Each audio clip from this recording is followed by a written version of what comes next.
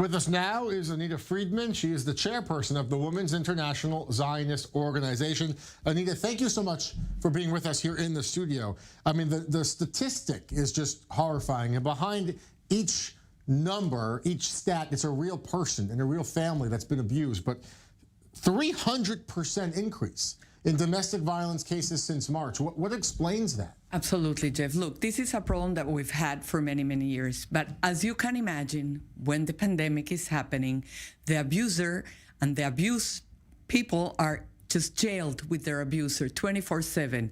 Also remember, the economic situation of these people has declined tremendously because of the coronavirus. We have seen not only more people coming to find help, but we're finding also there's new families that are coming into the cycle of violence. And that explains, we see a 250% uptick in the cases that the Ministry of Social Benefit is taking care of. I was going to ask about that because, I mean, the growth, it's so exponential.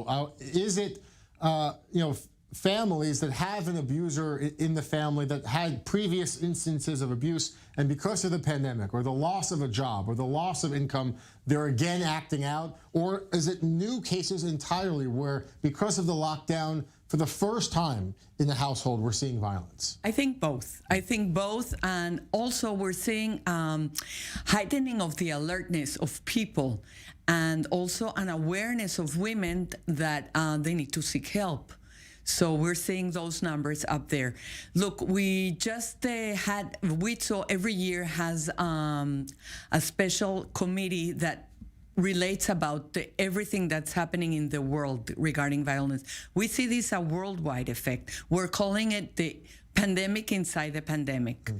And one of the things that we're trying to raise awareness also is of the public at large, because this is a societal problem. This is not the problem of a specific woman or a specific family. It happens everywhere. Here in Israel, tell me more about the work that you're doing with some lawmakers to try and push for some new legislation, new bills about this issue. Okay, so as you said, today there is calling the Knesset to pass a new legislation that will make violent men in the courts go for therapy, as you say, which is... But that can't happen now anyway, right? A judge can decide to order that. But they're not doing it. That's what we're seeing. The judicial system is not stepping up. Not only is not stepping up, but actually sometimes they identify with the abuser and not the victim, and we see it over and over. Look, the Ministry of Welfare has many places where they can treat men, but we see only a quarter of the people treated being men. So we feel that unless this is not responded in a holistic way, WITSO has a specific hotline for violent men. It's unique in the world, and we're the only ones that have it here, where men call when they're in the cycle of violence. And we try to advise them to diffuse the situation, and then we try to send them to therapy. But it's not an easy task. I want to note, of course, this year already, 20 women have been killed by domestic partners. Millions of dollars, millions of shekels, millions of dollars have been promised by government ministers in the last year and a half. 3 separate elections, 3 separate campaigns, the violence against women in this country going up and up. And there's all this talk about saving money to open new shelters, open new treatment facilities, help women with children escape violence. Is the money going to where it needs to go? Okay, in 2017, as you said, they passed a law with budget and everything. We haven't seen all the money. We have seen only part of it, and after a long pressure. Now, what we see this year is that the awareness has changed. They are planning, the Welfare Ministry is planning to open 2 new shelters. There's only 14 shelters in Israel. 2 of them are under WITSO.